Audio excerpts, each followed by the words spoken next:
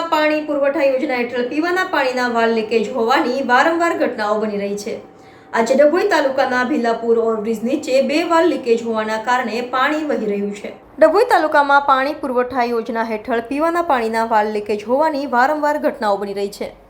આજે ડભોઈ તાલુકાના ભીલાપુર ઓવરબ્રિજ નીચે 2 વાલ લીકેજ હોવાના કારણે પાણી વહી રહ્યું છે।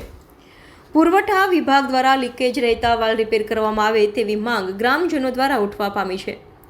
ડભોઈ તાલુકાના ભીલાપુર ઓવરબ્રિજ નીચે 2 વાલ લીકેજ હોવાના કારણે લાખો ગેલન પાણી વહી જાય છે। પાણી પુરવઠા યોજના અંતર્ગત પાણીની લાઇનમાંથી વાલ લીકેજ રહેતા પાણીનો વેડફાટ થઈ રહ્યો છે, ત્યારે પાણી પુરવઠા વિભાગની બેદરકારી સામે આવી છે। ડભોઈ તાલુકાના અનેક ગામોમાં પીવાનું પાણી પાણી પુરવઠા વિભાગ દ્વારા પાણીની લાઈનો મારફત મોકલવામાં આવતું હોય છે, પરંતુ સમયાંતરે પાણી પુરવઠા વિભાગના અધિકારીઓ કર્મચારીઓ દ્વારા ધ્યાન ન અપાતા પાણીની લાઈન ઉપર રહેલા કેટલાક વાલ ક્ષતિગ્રસ્ત રહેતા હજારો લીટર પાણીનો દુર્વ્યય થઈ રહ્યો હોય છે।